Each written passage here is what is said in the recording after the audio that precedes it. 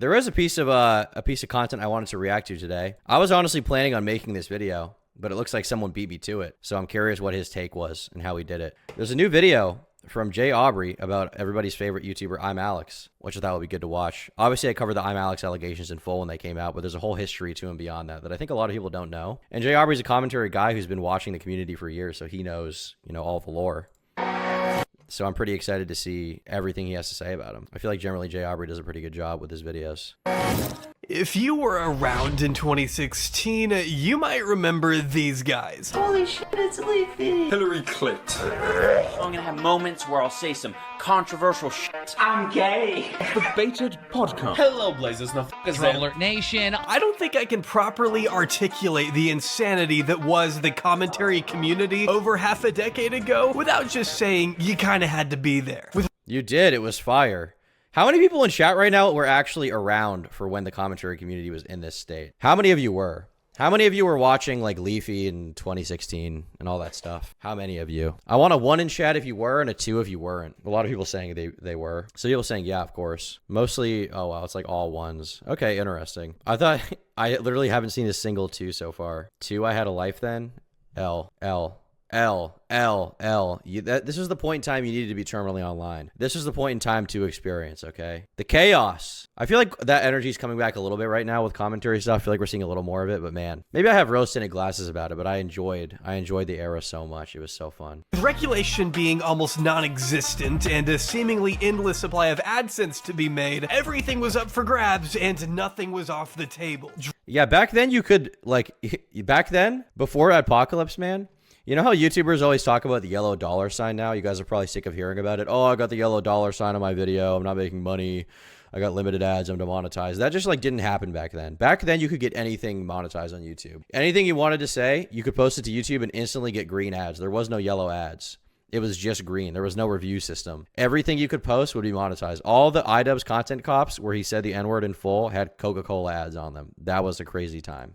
Drama, clickbait, and pervasive insensitivity fueled these raucous times that saw the staggering rise of bombastic personalities like iDubbbz, H3H3, DJ, Killer Keemstar, Pyrocynical, and Leafy is here. Inciting frequent outrage and often duking it out amongst themselves, these formidable figures were as influential as they were impossible to ignore if you were a middle or high school student in the mid-2010s. With each channel generating millions of subscribers, Jay Aubrey sounds like Matt Pat. I can't unhear it. I actually never noticed that. It kind of does sound like Matt Pat. Man, I was at the gym and I was listening to the Baited podcast episode about, it was Leafy arguing with Tommy and Keemstar and Colossal. That was a great episode. That was great. I also forgot how illiterate Leafy was. I didn't realize that he couldn't speak English that well. He had a very hard time with very common wording and phrases. And he kept weirdly saying nitty bitty gritty, and I don't know why. I've never heard anyone else say that in my life. They were truly some of the biggest names on YouTube back in the day, using their own brash and callous delivery to push their respective brands forward and generate massive profits. Leafy, for example, once reported a jaw-dropping estimate of over $300,000 per month at the height of his popularity, which I understand is a fact that might make you instinctively want to rip your hair out of your skull, but there was no denying the impact of these figures, who essentially... And the thing is, that's still a lot of money compared to YouTube now and the money people make on like commentary videos. I doubt there's like very many commentary channels that are making that kind of money at all. Leafy was so big, and that's when AdSense dollars were lower too. Like the amount of money you make per average views now on YouTube is so much higher. I think his CPM back in the day, which CPM is like the amount of money you make per 1,000 views. I think he said it was like $2 per 1,000 views. So a video with 1 million views, he would get $2,000, right? Now on a video with 1 million views, usually you're going to get at least like 5 or 6, depending on the length, you know. His content was solo effort. Yeah, it was. People were making crazy money back then off of videos that it's insane that they were even monetized. Leafy was big, but his commentary was brain dead. Yeah, I mean, looking back, obviously, you know, you can have rose-tinted glasses about it, but his commentary was mostly pretty fucking shit. Like, I was watching an old Leafy video the other day, and I was like, man, he's really just saying nothing. He's really just talking in circles about this and being very unfunny, honestly. For the time, it was definitely peak slop. But, you know, but like even by today's standards, yeah, standards were definitely way lower in 2016. If you think content slop is bad now, it was undoubtedly worse back then. If you disagree, I think you have rose-tinted glasses. All those channels said basically fucking nothing about what they were reacting to. The slop is real. The slop is not a new thing at all. Essentially set the tone for this era of YouTube history by establishing a suitable atmosphere for a new class of creators to step in. One of the more divisive characters to find his footing in the heart of this community was a young British commentator who would later go on to be known for a notorious track record of manipulation, opportunism, flagrant narcissism, and now, as a recent wave of testimony from several ex-partners indicate, domestic abuse. After Old Slop was funny, now it's 70% recap. That has changed a lot because the humor you could do back then, you could be much more loose with it. People didn't have fear of like getting canceled or getting demonetized. You could kind of say whatever you wanted. You know, in terms of humor, that was definitely the focus. I think it was a lot more lighthearted. Now a lot of it is like, this happened and this happened and this happened. But back then, because I think people forget, like, now the content slop most people do for commentary channels is not reacting to one video. Now it's explaining a situation and going over the lore of it and whatever, showing tweets and screenshots and describing a situation. But back then, the content for the most part that was blowing up was you pick a cringe video that's like 3 minutes long, you react to it over the course of 10 to 12 minutes, you make a bunch of money from it, right? You get that video, the 10-minute, 1-second mark. That was what it was back then. Now, that's just not the case. I feel like there's, you know, the kind of cringe reaction stuff kind of evolved, and now it's like TikTok reactions because that's where a lot of it is. That's where a lot of the quote-unquote cringe is. It's not really on YouTube anymore. And also, you can't bully children on YouTube anymore without getting demonetized or straight up banned. Like this one commentary channel named Benji, I think I talked to him a few times. He was an okay guy, but he got his channel straight up banned because he made fun of too many kids, I believe. Can you remember what type of monkey he looked like? Are you asking Leafy? I do not remember. Would you say it was the era of slop, or would that be the era we're in now? There's no era of slop. Every era is an era of slop. People always have rose-tinted glasses about this shit, acting like content slop is a problem now. It's always been a problem. It's always been a thing. I don't think it's that much of a problem at all.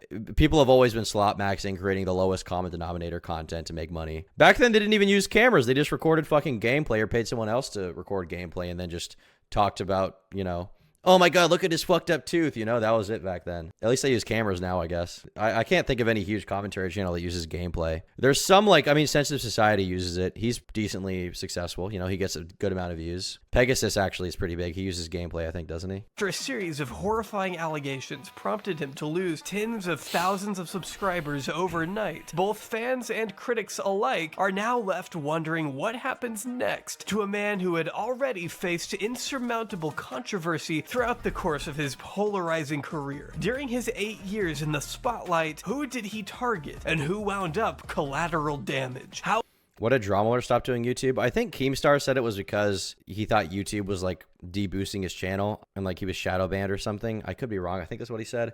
I don't think that's the case. I think people just prefer to watch Moist Critical do drama content instead of him. Drama stuff on YouTube is still big. People still talk about it all the time. I think Moist Critical just was a more likable person than Keemstar, who was more relatable.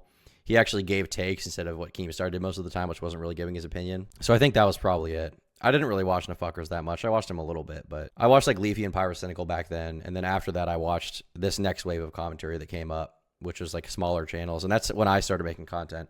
Like I was making a little bit of YouTube videos in 2016, I think, but I think the year I really started like getting into it, I think was 2017. I think my channel was created, I think the Turkey Tom channel was created in December 2016. Wait, 2015? I made it all the way back then? I didn't even know that. Damn. Well, I remember, though, I do remember it was high school that I really started uploading. And I went into my freshman year. It would have been like August or September. I think August 20th was the first day of school I had around there of 2016, which is when my freshman year started. I don't know how I missed the commentary community back then. Honestly, didn't know till watching you a few years back. Well, I mean, there's a lot of content on YouTube. It can be easy to miss, you know? Like, I could have easily missed it. Right before I was watching commentary stuff, I was mostly watching, like, Game Theory and, like, Markiplier, I think, probably. Moist kind of became the new PewDiePie. Yeah, I mean, PewDiePie was definitely, I think, probably the biggest for a while. He was doing, like, content stuff, commentary stuff about current events, drama. PewDiePie's videos were good, by the way. Back then they were pretty fucking key. Now I don't watch him that much now. I know he just does different kinds of content now. He's not really in the YouTube game like he used to be. Back then there was a time when I was watching quite a few of his videos. They were pretty good, man. The editing, the takes were good. The humor was good, you know, making fun of, he had the whole Indian arc a little bit back in the day with the Bob's and Vagine. Bob's Vegana. That was good, dude. How far did this one man's depravity go. This is the story of ImAllexx. Hello everyone, I'm Alex. Meet ImAllexx. ImAllexx. Hello everyone, I'm Alex. Was that my voice? Career. During his 8 years in the spotlight, who did he target and who wound up collateral damage? How far did this one man's depravity go? This is the story of Hold on, listen really closely. I think that was me. ImAllexx. Hello everyone, I'm Alex. Meet ImAllexx. That was me. That was literally me. That voice was that. Meet ImAllexx. That was me back then. That was me in like 2017, probably, maybe 18. That was me, bro. That was me pre-voice drop. That was me, gangsta. I'm Alex. Hello everyone, I'm Alex. I'm Alex. Hello everyone, I'm Alex. Hello everyone. Hello everyone, Alex. I'm Alex. Man named ImAllexx. I'm Alex. Whoa, that's me. Having integrity is not something you should do because of the fact that it's going to make you less money but keep your career going on for a long time. He was a sociopath and a pathological liar. You Me were too. trying to use these people as pawns in your... Oh, he's using the old ImAllexx song. That song was crazy good. Do you guys remember that old ImAllexx? I don't know if you guys were watching him back then. He had this really actually good outro song back in the day. Maybe I'll just steal it now. I think that'll be funny. If you go to sort by oldest on his channel and go to like, I bet, let me see here. This video probably had it. If you scroll to the end, oh, there's no outro in this video, actually. I was wrong. We got to find a different one. I know, I remember this. It was called like Johnny Appleseed or something. How long till Tom and PewDiePie collab? Yeah, I'm sure that'll be happening real soon. Fuck, when was he using that outro? Was it here? Keemstar versus H3. If you have Yes, this song. Here we go. Peace out, people. Hang on. Somebody sent me something I used to watch his videos back then, actually. I thought they were pretty decent. off on Twitter. I better quickly make a video.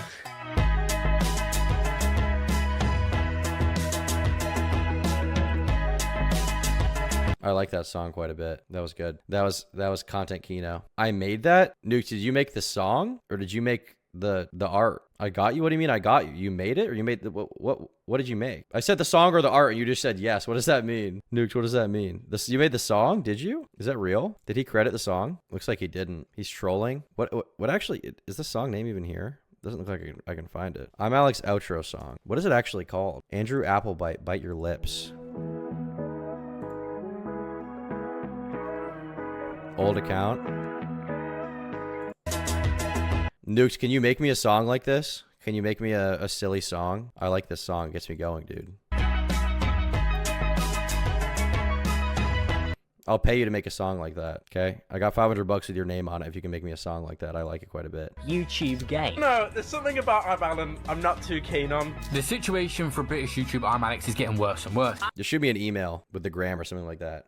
We'll do it, okay? I'm Alex. I am Alex. I'm Alex. Alex is a complete arsehole. It all started when ImAllexx had 0 subs and he started sucking off Colossal. It's $20? Okay, sure. Shoot me an email. crazy. I love you, Colossal. Colossal, you're the best. I love you. He ends up making ImAllexx a mod in his Discord. Introduce yourself. Let them all know. Hello, everyone. I'm Alex. There you are. He did it. He did it. All the people that he $20, used to get okay? where he is today. He's not friends with Clown. He's not friends with Zaptie. He's not friends with the Hot Wet Soup. Something weird's going on. He's not friends with Pyro. Everything might not quite be what it seems. Scary. Dude, his look now is so fucked. He looked way better back then. He needs to stop that. That's like the fucking. That's almost as bad as the old Tom look from like a year ago when I was not shaving at all. When I had the crazy long hair. When I was letting the moles on my face grow the hair out of them, which does happen. It was nuts, dude.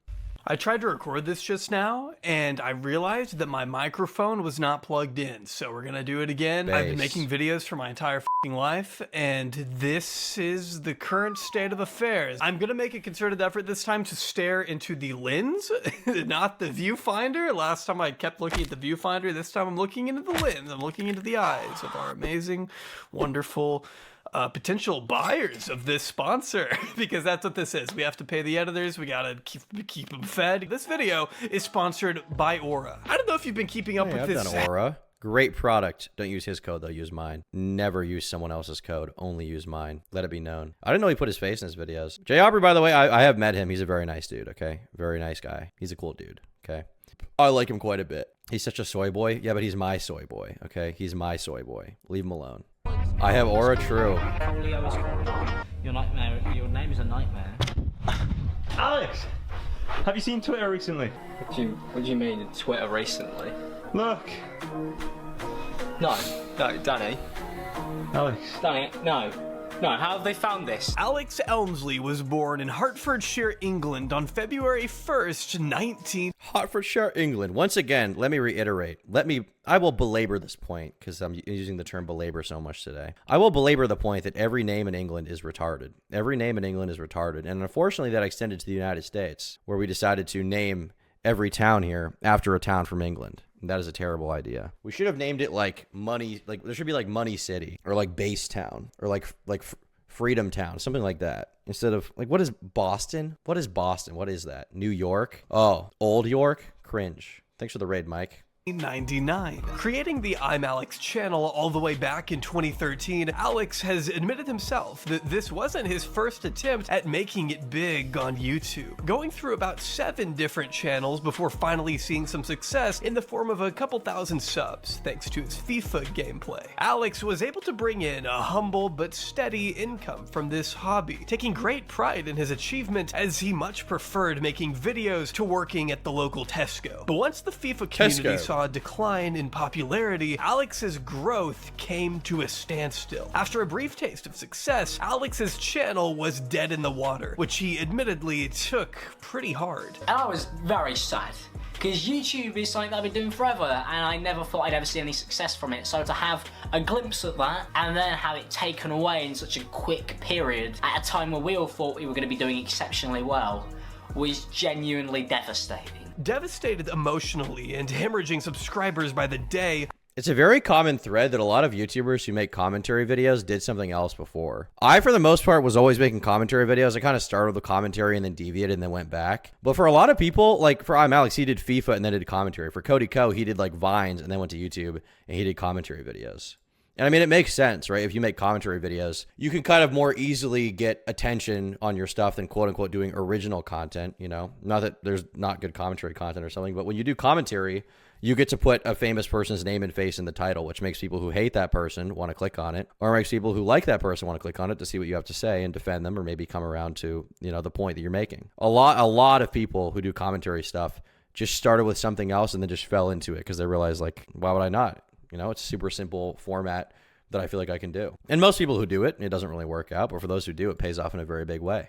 Alex felt directionless. He abandoned content creation altogether and ultimately pulled away from his friends and school, which was threatening to expel him for his lack of productivity. But sure enough, his dying channel proved not to be entirely useless after all. In fact, it's what ended up changing his life in the end. They said, "Hey Alex, now..."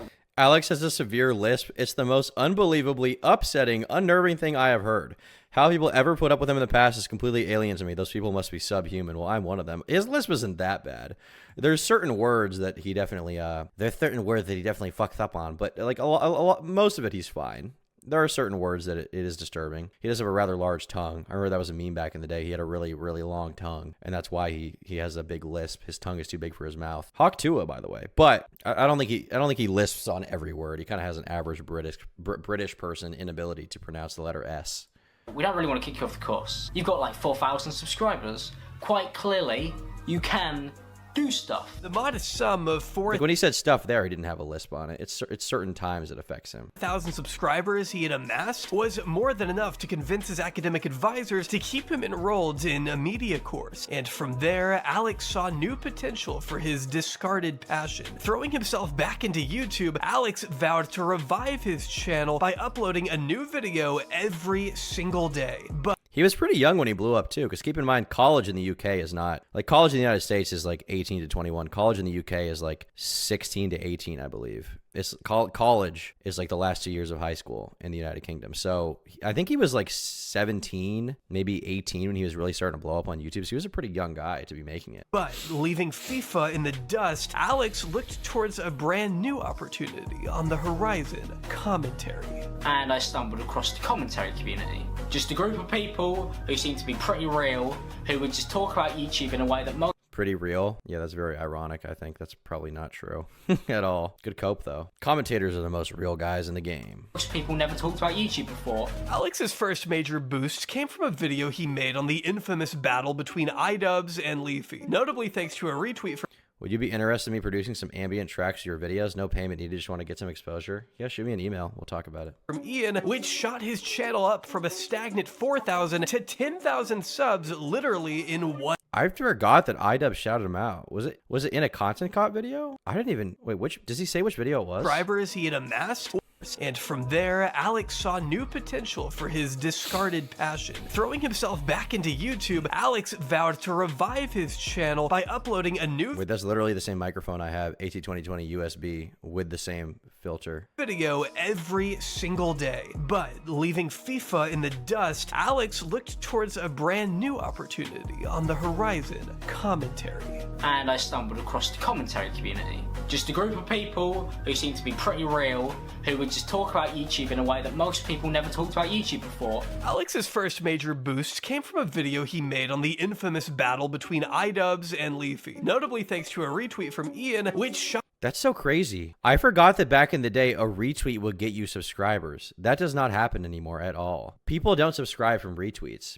Maybe this is because back in the day, the commentary community in YouTube was much smaller, so the people that were watching it were much more like quote-unquote real fans rather than casual ones. But that doesn't happen now. Back in the day in the commentary community, if you got a shout out from one of the dudes who had like 1 million subs, you could easily go from being a 10,000 sub channel to having 50,000 subs and making it your full-time job. I remember back in the day, there were a few people who like would get retweeted by Colossal is Crazy, and that would give them like 5,000 subs. That's not the case anymore at all, whatsoever. Got his channel. Now you get a shout out, you might get a couple thousand subs. Up from a stagnant 4,000 to 10,000 subs literally in one night. Alex was able to make his first connections in the community pretty easily from there, thanks to his prominence in a few key Discord servers, mostly that of fellow commentators Elvis the Alien. Yeah, I remember, back in the day, PewDiePie mentioned 30 people in a vid and they all gained a bunch of subs. Although, in fairness, that is PewDiePie, biggest YouTuber on the platform. But even then, like, I think shoutouts just mean a lot more, or shoutouts meant a lot more back then. I remember ER got shouted out in a video and he got a bunch of controversy for that. PewDiePie got shit on for that. But ER got a big shout out and I think he gained like a ton of subs from that. Alien and Colossal is Crazy, the latter of whom actually had his Discord created by Alex. Colossal was, and still is, a very renowned member of the community, but he's also a very old man who didn't know how to set up a server. So by offering to run his server for him, Alex was in a position to promote himself and his work. I like this like disgusting Discord mod animation representing him. That's fire. That is so cool. To Colossal's fans, putting himself in front of other big names too. With some further networking, Alex wound up on the radar of Pyrocynical, who offered to feature the young commentator on his massive channel. A collab which Alex says pushed him well over the 40k sub mark in just 1 week. He saw this number rapidly climbing over the next few months, eventually earning that coveted silver play button and moving into a content house with.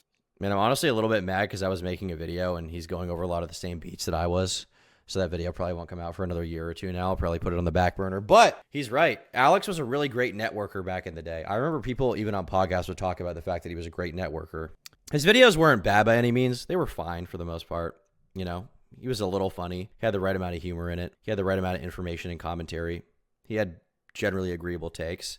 But more than anything, he was a big networker. He was friends with everyone. He was friends with literally everyone. He was friends with Leon Lush. He was friends with Zaptie. He was friends with Elvis the Alien. He was friends with probably Nafuckers, if I had to guess. He was friends with, Pyrocynical, one of the biggest people in the community.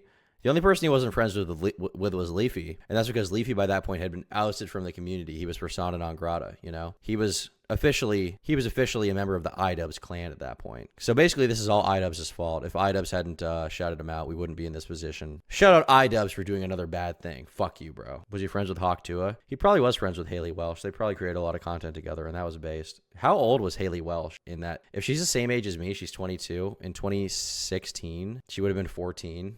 Hopefully he wasn't friends with her. Several other large creators he had always looked up to. In just 6 months, Alex went from his channel being on life support to moving in with some of the same people who inspired him from the very beginning. He was now officially doing YouTube full time, being supported by a web of influence. Did he live with Chubbs and Atozy? I forgot that. I'd be curious if Atozy would ever do an interview with Alex. I wonder if he would. What I really want to get is an iNabber interview with him, but I don't think iNabber wants to speak about his friendship with Alex, but I'm curious if Atozy ever would. Influencers to make his dreams become reality. As he says at the end of one video, this was the beginning of a new chapter. But what kind of implications did that new chapter entail? And not to be a cringy YouTube vlogger. Yeah, exactly. Alex was a mod in Colossal's Discord. I mean, he explained that, but that's how we got to these inroads, right? When he was starting to make content, he just became, he made the Discord, he became friends with Colossal, and then he got to be friends with everyone else. He knew exactly how to worm his way, you know, seemingly maliciously looking back, but he knew how to worm his way into every single person's kind of radar and become a guy that they thought about. But it's a new chapter to do new things. God knows what's going to happen. Alex seemed to hit his stride by criticizing other creators, making fun of various viral videos, and reacting to trash reality shows. If I were to kind of give Alex any sort of credit at all in this video, it's that he's proven himself to be very trend savvy over the years. He would pay close attention to what was being talked about in the community, like whatever drama Logan Paul or Belle Delphine were getting up to, and managed to pump out a 10-minute video on the subject in a matter of days, employing such a hyperactive approach to his content farm. A matter of days is fucking, that's understating it. He would have a video out right on time every single day on whatever was happening. Every single day he would have the perfect time period for it, okay? Fucking someone, dude, this guy just told me I need to turn on a fan because the pit stains are crazy. I need you guys to know that this happens no matter what. I've never been able to stop the sweating. I wear deodorant. I have worn antiperspirant. None of it stops me from sweating. None of it stops me from sweating through any shirt I've ever worn in my life. It just does not happen, okay? I have Bulgarian ape genetics. No matter what, I always sweat. There's nothing I can do about it. I have tried my entire life to stop this. Whether it's cold or hot, I can feel the sweat dripping down the side of my body at all times. I remember sitting in class in the air conditioning, the perfectly nice air conditioning, and I could feel individual beads of sweat rolling down my sides. I've never been able to stop this. Try powdered deodorant. You think that's it? Internet anarchist, does that help you? Do you have the same problem that I have? Do you have ape genetics? Do you have hypertension, dude? I probably do. I probably do have high blood pressure. But the thing is, even before I was drinking Red Bull or anything, I had this as a child. I wasn't drinking coffee or Monster or anything in high school when I had this. Try baking soda. Yeah, let me just put baking soda in my fucking armpits every day. Cut out the dairy. I don't eat that much dairy. I have a bowl of cereal a couple times a week. I borrowed my girlfriend's and it was surprisingly good and didn't have a scent. I'm not a sweating ape. All right, so what you're saying is I have to get a girlfriend. Well, as you can imagine, I hate women, so that's going to be difficult, but I'll see what I can do, okay? Maybe just send me some deodorant in the mail, all right? Help me out. That'll be a big contribution. Arm of a channel may have occasionally gotten him into some trouble, but Alex's frequent upload schedule also gave way to an impressive rise rather quickly. Supplementing creativity for derivativeness at times, Alex was constantly relying on a revolving door of more famous friends to triumphantly carry him over the 2 million subscriber mark in May of 2020, before of course. One of the big things that happened back in the day that it looks like he's probably not going to mention was there was a little controversy that happened before any of this shit that went down, where the Baited podcast, which was a drama podcast hosted by Colossal is Crazy, Keemstar, and Tommy C. They had a podcast and they did, I want to say 13 episodes, and then it fell apart. And during the falling apart period, there was a lot of rumors and stuff being spread. Alex had made this video where he seemingly, I don't remember the details, but he seemingly very grossly misrepresented the situation. And he was really shitting on Keemstar, which in fairness, Keemstar was a big part of why that podcast fell apart. But it was to the point where he was misrepresenting what Keemstar said. And even at that time, Tommy C and Colossal is Crazy said, Alex, that wasn't a good video. You completely misrepresented what happened. Of course, falling back under that threshold in June of 2024. Even before any of Alex's abusive behavior came to light, he was long considered quite the polarizing figure and grew to be hated by many fellow content creators following his dramatic burst onto the scene. But how? How did someone with such an awkward demeanor and inoffensive milquetoast videos become so intensely despised by his contemporaries? Well, it all started in 2017 with an up-and-coming creator by the name of Zaptie. Hey everyone, I'm Zaptie, and I'm going to be filling in for Pyro today. Don't really see a point in giving any further ado, so let's just get right into it. This story has been a little bit of lore for you guys. Zaptie back in the day was one of my biggest inspirations for making videos. Early on in my YouTube career, I was even kind of, I'd say, ripping him off. I was using his music, I was covering similar topics to him, and I didn't have any of the gusto or swag or writing ability needed to do that, but I loved his shit back in the day. I thought it was so good. And I was 1000%, like, I really liked his stuff. I really liked his stuff. Yeah, but my Twitter was named Zaptie because I got banned and I needed a new Twitter ad, so I called it @ZaptieE. So yeah, Zaptie was, he was posting some Kino commentary content back in the day. And the most disappointing part, I think, about his career going the way it did is that it looked like he was about to move into a different genre. Like, cause clearly he was doing commentary stuff But he had started making movie reviews, and it looked like that was the direction he was moving into more at that time. But then obviously that didn't really work out. He stopped making content. But his movie reviews, the stuff that he was doing, like I think he did 2 videos on The Purge. He was supposed to finish that series and then do other stuff. I think he was going to do like an iZombie series. And I think there was something else too. Yeah, Leafy thought he was talking to the real Zaptie. Yeah, I made a video about that. Because I had said I made my name Zaptie on Twitter, and then Leafy followed me on Twitter around the time he came back in like 2019 or 2020 when he was shitting on Pokemon a lot. And he had followed me and messaged me like, yo, I remember you from back in the day. Heard you got canceled. He was like, I don't even care if you killed someone with your car. Don't give a fuck. And I was like, yeah, that's me. What's up, bro? I just lied. And then eventually he came to the realization. He was like, wait, what the fuck? I might even have the moment that he realized it, I think, in a video. The video, yeah, here it is. This video. Somewhere in here, I revealed what happened. I had a distinct plan for this back in the day. There was a whole ruse I had planned. Let me see if I have the DM somewhere. Up a live stream on my channel. I would also try to start up a conversation specifically with him about Zaptie and how he had left YouTube, staying in character the entire time. As Leafy and I played, the audience would eventually realize who I was playing with and start telling him on Twitter that he wasn't actually playing with Zaptie, but instead a man who had ripped off his face and was wearing his skin like a bloody mask. I figured that he didn't know Zaptie that well, and he also hadn't heard his voice in a while, so I could make a pretty convincing impression of him. I even had people in my comment section thinking that I was him and thinking that my voice and inflection sounded like him, so I knew I had a pretty good shot. Leafy had added me on Discord, and we were about to play within literal minutes. Unfortunately, right as the master plan was about to be executed, the unthinkable happened. Leafy finally happened to click on the link in my Twitter, likely after realizing that he didn't really know Ruin. Here's the DMs. Timeout, just checked out your channel. Who the fuck are you? Never mind, nice plot twist. Oh, you're not. What the fuck is this? Lol. Like he thought it wasn't me, and then he thought it was me, and then he thought it wasn't me again. This is pretty good. He said, I can't breathe. This is a good moment, dude. This was March 12th, 2021, so almost 4 years ago at this point. 3.5 years ago-ish. It is crazy that was 3.5 years ago. It feels like a lot has happened since then. It feels like so much has changed since then. Man, fuck. So much. I feel like a completely different person than I was when I was 18. Damn. Well, I guess I was I 19 here? I'm 22 now. I don't know how time works. I can't read dates. It's too late for that. But yeah, damn, a lot has changed, bros. I think at that point in time, I think I had 100,000 subscribers on the main channel. Now my second channel has 4 times that sub count. Now the live stream channel gets more views monthly than that channel was getting in like 3 months. It's pretty crazy, bro. Pretty crazy. Crazy how times change. I feel like I've been at it for 30 years rather than 7. Breathlessly discussed and debated within the commentary community for years now. And because I wasn't a part of that community at the time it all took place, I realize I may not be the best person to tell it, which is why I've linked several videos down below that cover the Zaptie saga much more extensively than we'll be doing here. I do think it's an important footnote in the ImAllexx lore though, as it was the first of several main events that caused some to think twice about his judgment and intentions.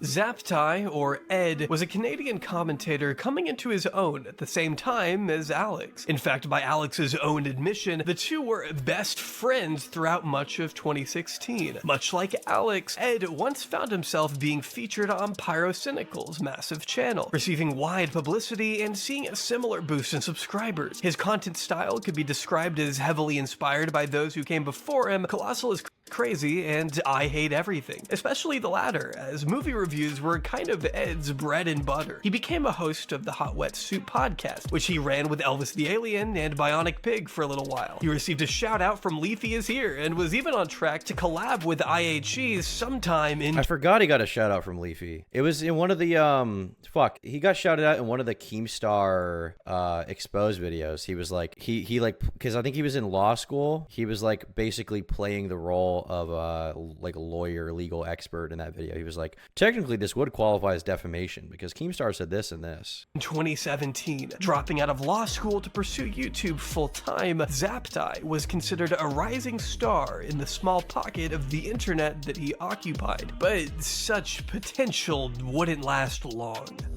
Hey guys, welcome to I guess I don't even know what to call this. I guess you not just really call it the last episode.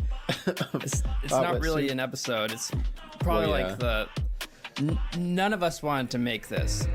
This podcast was such a bomb when it dropped. I remember Twitter was ablaze that day with all the commentary channels talking about it and being like, oh my God, I can't believe that he would do this. I can't believe this. This is insane. It is kind of crazy looking back that Alex called Zaptie a sociopath, given that I would argue that Alex seems way more callous and sociopathic than he ever could. On February 2nd, 2017, Hot Wet Soup released a now infamous episode titled The End. Though regular hosts Bionic Pig and Albus the Alien made their usual appearances, Zaptie was nowhere to be found. In his place sat Ed's self-described best friend, ImAllexx. Several allegations were thrown Ed's way throughout the hour-long runtime, but the claim that ended up being the most discussed was that Ed had hurt a lot of people and had done so because he was a diagnosed sociopath who could not feel quote-unquote human emotion. Ed told me about 4 or 5 days ago now that he was a diagnosed sociopath. That's what. Bionic Pig is far left now, is he? I mean, I don't know. I don't really care if he's a far left dude. Doesn't really bother me. A lot of people from those days who were edgier definitely moved in that direction. If he's like cringe about it, I mean, that's being cringe, but I don't think there's nothing necessarily inherently wrong with moving to the left politically. I mean, it is what it is, you know? A lot of people change with time. Typically, historically, the move was people were like more left-leaning when they were younger, and then they became more right-leaning and conservative in general as they were older. What's that Winston Churchill quote? He's like, it's something to the effect of, if you're not a liberal when you're young, you're heartless, and if you're not a conservative when you're old, you're retarded. It's something like that. It's a very common thing for people to change politically, especially for people who are edgier online. They feel like trolls or more, so they end up like kind of overcorrecting. Normally you go right as you grow up. Well, yeah, but these people, a lot of them, you got to keep in mind, like, a lot of them were, like, in their, not Bionic Pig, he was kind of old by then even, but a lot of these guys who were watching this stuff were, like, 16, 17, raised by the internet people, and then they became more left-leaning in their, like, early 20s. They might become conservative later on in life. What Ed told me. Now, obviously, if you don't know what a sociopath is, the basics are he just can't feel human emotion. Alex says Ed confessed his sociopathy to him in private, but this was later contested by Ed himself, who went on to clarify in a twit longer that he told Alex he had been diagnosed with antisocial personality disorder, and that turned into Ed's a sociopath. It's been speculated in years since that Alex may have possibly Googled the condition, figured it was basically the same thing as being a sociopath, and ran ahead with the He had a boogie moment. He was like, oh, what's this diagnosis? What does it mean? He went on WebMD. Turns out I have cancer.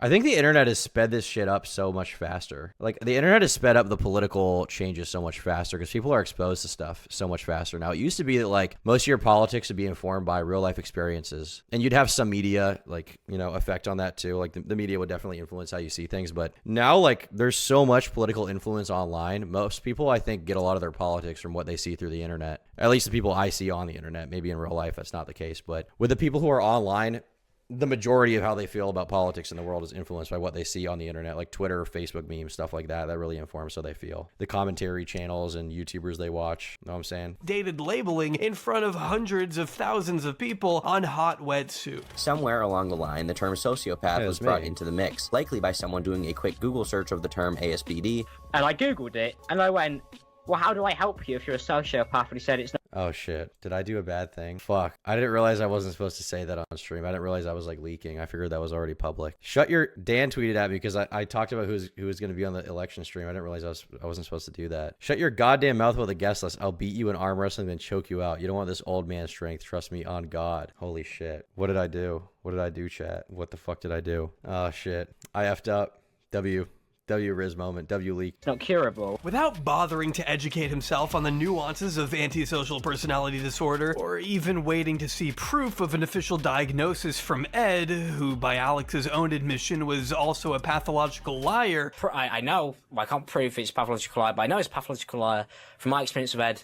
Because when he told me he was a sociopath. When Ed told me he was a sociopath, Listening to Alex call someone else a pathological liar is so funny just because of the amount of crazy lies he told other people. The amount of lies he was telling his fucking girl. It's nuts. Man, I mean, just everything Alex did is just aged so poorly. There was this one tweet he made, I remember, where he was like, it's funny how so many commentators will criticize so many people on the internet, but when they get criticized, they say nothing. And it's like, well, that's extremely ironic looking back, isn't it, big guy? He said, just so you know, you are the first person I've told you can't tell anyone. I believed Alex so much back in the day. Well, I mean, people didn't have a reason not to at the time, There wasn't this like culture around questioning allegations and like waiting for evidence. That didn't really happen. His own, you know, quote unquote best friend was the one saying this stuff. Alex was a respected person in the community. People didn't view him negatively. So it makes sense why people just kind of took what he had to say at face value. Hindsight's 2020, but at the time when I saw this happen, I honestly believed him. I mean, I was a fucking kid. I didn't know any better, you know. I just saw it and I was like, damn, that's crazy. That sucks. On to the next thing, you know. I didn't even think twice about it, as most people did. Obviously, didn't want anybody to know I was a sociopath. Clever of him. I wouldn't too. He says, I told you first. He then goes, no, I didn't. I'm a pathological liar also. I told you first. And the reason why he did that, because he's a sociopath, he did think it through, is so he believes we've still got trust. Alex blasted his former best friend as a dangerous sociopath based on a flimsy testimony from Ed, who everyone agreed was not a reliable narrator. Now, I'm personally not sure why this diagnosis needed to be made public in the first place. It seems to me that this was a claim Ed made to his friend in private, not expecting to have it broadcasted everywhere online. Then again, Alex was only 17 at the time, and it seemed more willing to act first, ask questions later, which would end up back. Man, in general, I think it's for the best to just shut the fuck up about this kind of situation, you know? When it's going on at the time and things are very contentious and there's no evidence for anything, I think it's in everyone's best interest to just not say anything, to not say a single word about it. You should just shut your mouth. Obviously, hindsight is 2020, but man, I remember even when this happened, you know, I wouldn't say that people were clamoring for Zaptie to come back necessarily, but there was, you know, a general sentiment that the situation was fucked up on every side of it. You know, like Zaptie had fucked up, but also the way it was handled was fucked up. The way it was made public was fucked up. The way Alex handled it on that podcast was very bad. I remember I Hate Everything talking about that on the Catch 33 podcast. He was like, yeah, it just seems like on all sides, everybody in that situation really did a poor job of dealing with it. I wonder if I can find that Catch 33 podcast. Was it episode 1? It was the one with I Hate Everything. That was the episode I'm thinking of. Yeah, this is it. I wonder if I can find this moment. This, because obviously I Hate Everything's name is Alex too, but there was, I wonder if I can find it. Like the start of the Zaptie segment. I know it happened in here somewhere. Maybe it's not worth it. It's in here somewhere. Basically, they were just talking about how they feel like, you know, regardless of what happened, they feel like the allegations being made public in the way it was and the way it was handled was really handled in a very improper way.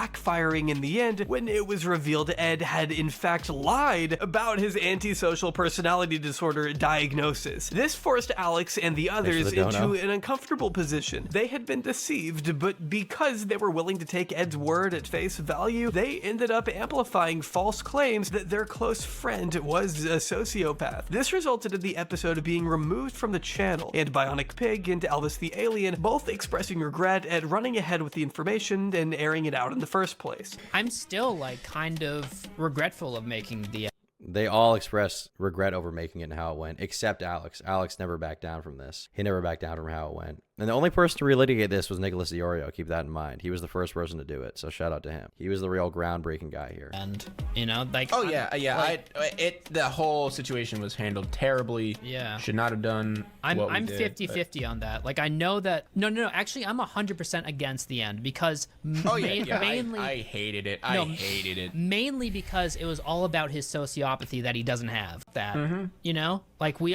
went on this huge... thing against. We made this video entirely based on what we just assumed he had, you know, based on what he told us. I mean, we had no way of really knowing. Let's be honest. If anybody else was in our position, they probably would have done the same thing because everything lined up, and we just. This podcast recently got clipped even. They had an episode with Mr. Beast, and he made a very uncouth joke in it about Bad Baby. Hot Wet Soup, Mr. Beast. Is that episode still up? Oh, this is it. More tech tone. It's so funny that this clip came back now because I don't know if I even watched this episode, but I remember the fact that Mr. Beast went on. He was friends with all the commentary guys, but it was just crazy to me to see this podcast that I hadn't thought about in a long time get referenced in the current Mr. Beast drama. Say that he enjoys the Catch Me Outside. It was clipped out of context, yeah. That girl and think she's funny, so let's just... So that just shows what... Let's be real. Do you want to put your dick in her? I mean, that's still kind of crazy, though. Probably not. Still shouldn't say stuff. Still shouldn't joke about a minor like that, you know, even if it's a joke, you know, on a public podcast where she could see it, you shouldn't be saying that, bro. I have heard of Miles, yes. Enjoying someone and putting your dick in someone is a whole different story. Now, it's hard to hear, but after the... Yeah, pretty crazy clip. Shout out to the old days, I guess. I don't know why we didn't just stop and think about it, but I mean, there were people pushing us, to be fair. But for sure. Yeah, like we were kind of a little bit pushed to do it. They admit this was a rushed, chaotic way to distance themselves from Ed, and even claimed, without naming names, that they were pressured into doing this episode by somebody else. This has left some to assume the party in question to be Alex, although Alex has also claimed that he was pressured and blackmailed into making a statement too. We still don't know exactly who could have forced him or the others to say something. I don't think that happened. I don't think he was blackmailed into saying anything. When somebody called me up and basically said, I know Ed is this, I know Ed's done this, I know you know. So I'm like put in this situation where I'm like, are you... I just don't think that happened. I guess it's possible, but I kind of just don't believe it with Alex's track record. Who could have pressured him into making a statement, and why did he do it anyway? Couldn't he have just said, like, you can do it if you want, it's not my responsibility? Forcing me to say something? Yeah. And it was like, yes. But this wasn't the only claim made during the podcast. Alex also alleged that Ed was cheating on his partner with 4 other girls over the internet, with at least one being 16 or 17 years old. Although they kind of gloss over this part to focus more on the sociopathy stuff, you'd kind of think a pedophilia accusation would be the main focus of the podcast. Maybe their information was limited, I'm not really sure, but I do know that one girl did come forward a few days later. Her name was Heather, who stated that she was 16 at the time Ed, 20, manipulated her into sharing lewd images. This is where it all starts to get a little murky, as Heather later admitted to lying about her age to Ed, telling YouTuber Nicholas Diorio in an interview years later that she may have told Ed she was 17. Turns out neither of those ages were accurate though, as word began to spread that Heather was actually 13 years old. She then told Diorio in 2019 that she was... Essentially, he just got catfished, right? He got catfished. Because if you're, 19 or 20 talking to a 17-year-old, you wouldn't call that person a pedophile, right? But if you're 20 talking to a 13-year-old, that's extremely fucked up. The problem being that she had lied about it. She had lied about her age. Was 14, turning 15 at the time she and Ed were sexting. She maintains that Ed did not know how young she really was, that no one did, and upon finding this out, Ed wrote that he spent the entire night vomiting. While I would personally say an age gap of 16 and 20 is still inappropriate, most of the community agreed that the handling of the situation couldn't have been more irresponsible, with a lot of the blame falling onto Alex for muddying the water with conflicting statements. Although he said in the original The End podcast episode that Ed was cheating with underage girls, he later told YouTuber Tommy C in this clip that he didn't know about the underage girls until after the podcast came out, which is a bit of a red flag, considering the podcast was generally seen as Alex and the others trying to help their friend. It was a weird tone for the podcast to have. No, I didn't know they were talking until after the podcast. That was my problem. Wait a minute. Doesn't he mention... Wait, look. Tommy, by the way, who's also a real one, even back in the day, he was heavily questioning if Zaptie deserved to be canceled. And more importantly, questioning if ImAllexx's coverage was even good. This guy here on the top right, VWQ, he was a pretty good YouTuber, I remember from back in the day. I don't know what happened to him. I think he deleted his channel or something.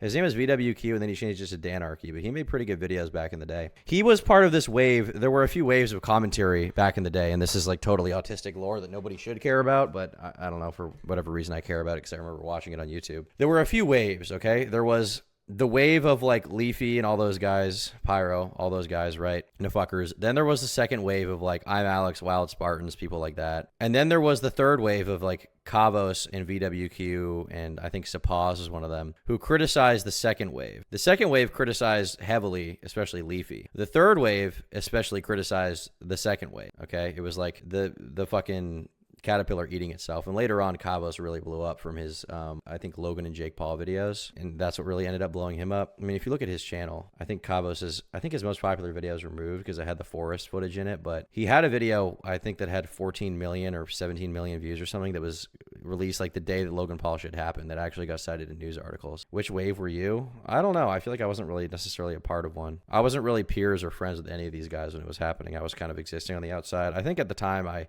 was criticizing Kavos and ImAllexx quite a bit. I didn't really like either of them, which looking back, a lot of my gripes with them at the time were very petty. You know, it was mostly me being like, Kavos makes kind of like cringe slop content, which I don't give a fuck about at this point. You can tell. But that was, you know, I was just like, this sucks. But at the same time, like, you know, I was a kid. I didn't want to make money. I didn't care about it at all. I didn't care about consistency. I was just like, I want to watch the best YouTube video possible, and that's all I cared about. So if it wasn't the best, I'd be like, this sucks. This is slop. I want to watch real channels. Like, I hate everything.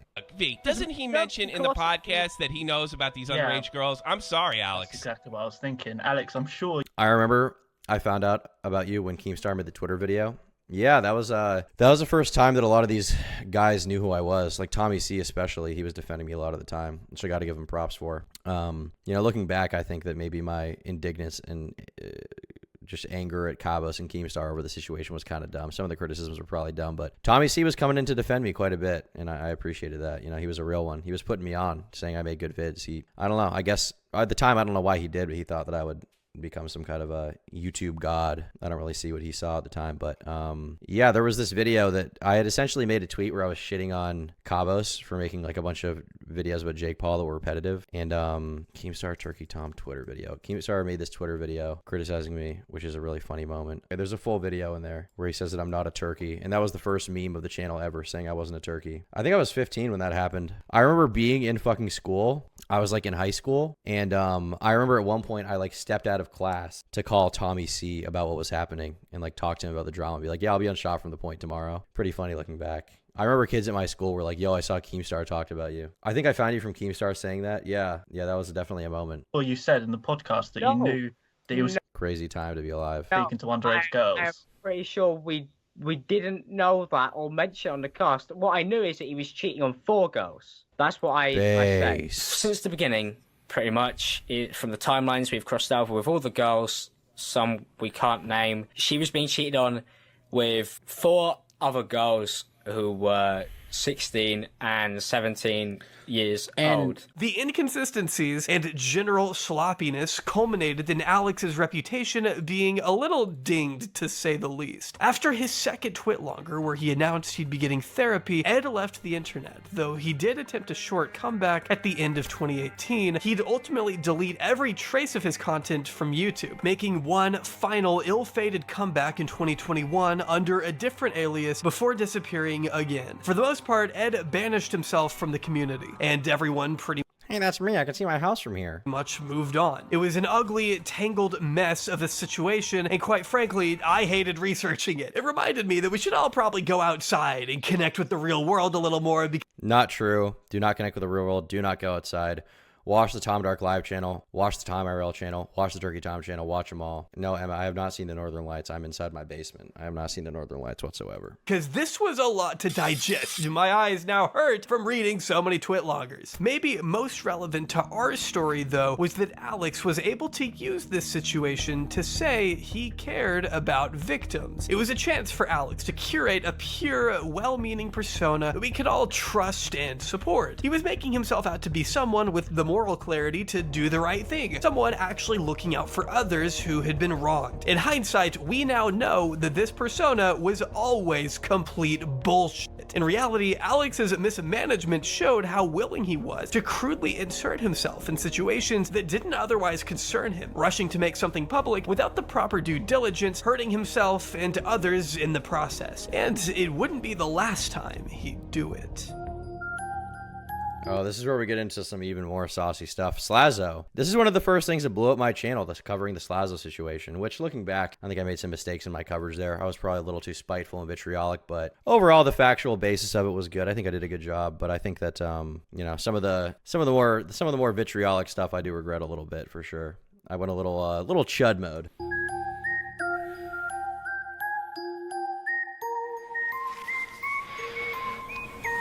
We got the big boy set up now. Hailing from down under and rapidly climbing the ranks of the YouTube commentary scene, Slazo, or Michael, was once on track to becoming one of the fastest growing commentators on the platform, garnering 600,000 subscribers in about 1 year. Michael was known for covering a wide array of topics and was adored for his Reddit series in particular, where he'd spin a wheel of various subreddits and make fun of whichever one it landed on.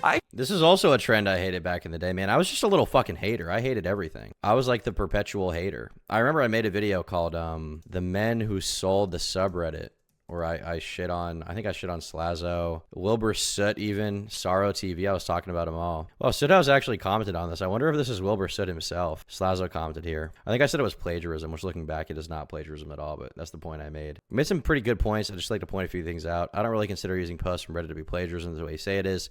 None of us are trying to pass it off as our own. And when you post to Reddit, you aren't doing it to make money like on YouTube or go viral like on Twitter.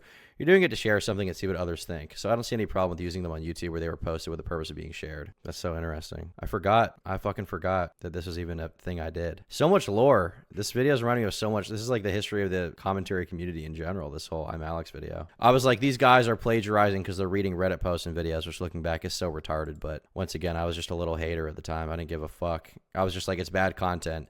How can I justify it and make some kind of greater ethical argument out of it? I think was probably the way that it happened. And it wasn't like a conscious thing. I genuinely did think it was plagiarism, but you know, looking back, it was just a super cringe criticism. I would never ever say anything like that again. Looking back, a lot of the criticisms I was making of commentary channels 5-6 years ago are a lot of the same criticisms I'm seeing from a lot of these like recent slop videos. I feel bad for Slazo. Yeah, you should. I actually remember watching some of these videos in 2017. Truthfully, he's one of the reasons I wanted to get into commentary myself. Slazo was funny. It came across as a genuinely sweet guy, and it seemed to be enjoying making content. Over time, he had made some friends in the community, including ImAllexx, who he not only collaborated with, but even ended up briefly living with at the start of 2019. At that time, Michael was on pretty good terms with mostly everyone, and was steadily building a brand with little to no controversy, which is why the allegations of that summer came as such a massive shock.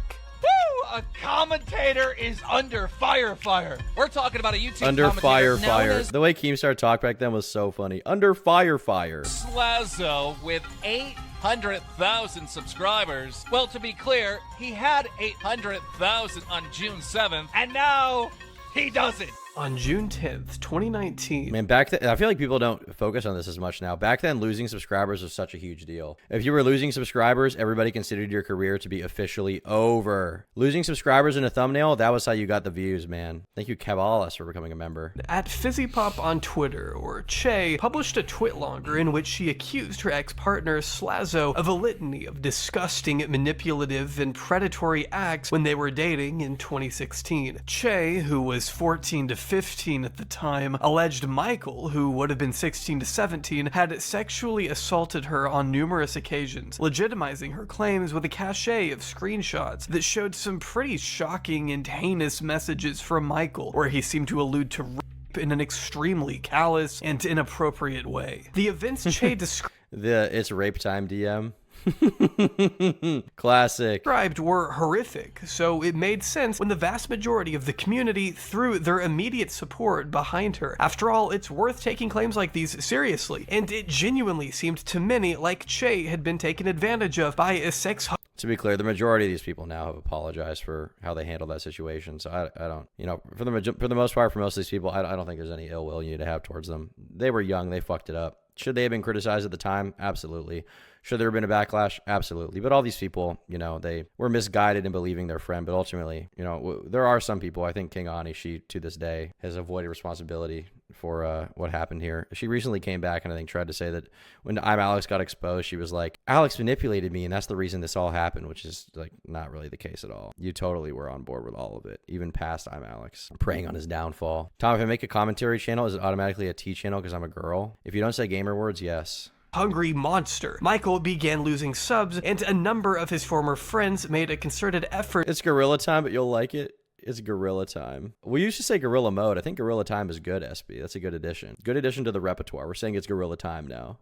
To distance themselves from the man who then seemed pretty guilty. When Keemstar reached out for comment, Michael had a brief and vague message to relay to the public. He immediately wanted people to know that there was a lot more to this, and that there were things in her statement that were flat out false, indicating he was working on a longer response that would take some time to put together. Michael also alluded to being taken aback by Che's claims. He tells Keemstar that he and Che had resolved this matter a few times in private. Che then released released a response to this short statement from Michael in which he says he did not deny the alleged behavior to her when they spoke on Instagram, providing several screenshots of DMs to back this up. But as some pointed out at the time, a closer examination of these DMs revealed something else. Che claimed in her original statement that she heard Michael had been acting strange and making people uncomfortable, and that's one of the reasons she went public to begin with. Here we can see Michael repeatedly asking where she heard this, and she doesn't say. Che asserts, "I'd heard from people you'd been weird to others," to which Michael responds, "Who? The only person I've really talked to is that Unicorn Powers girl," another online personality. In a separate screenshot, he can be seen asking, "What things did you hear I'd done to make you concerned? I've really barely even gone for anyone this whole time. You've been asking me if I'm talking to any girls almost every time we've spoken, and I've said no 90% of the time," indicating to Che here that there was a limited number of people that he had been romantically involved with. While it's not unusual or wrong to withhold another victim's identity from the public, after all it is their story, they should be the ones to tell it, there was a certain evasiveness to Che's answers that rubbed some spectators the wrong way.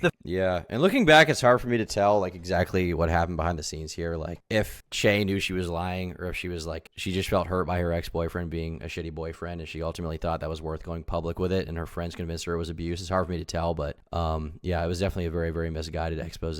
Can we poop on Nick is Not Green? I feel like it's already been adequately done. Will we review Lunchly while watching Max Design Pro? Dude, I totally would if I could get any Lunchly. They don't sell it anywhere I can find. Anywhere. Say Skibbity my African American. I will. And with that being said, I have to get off stream.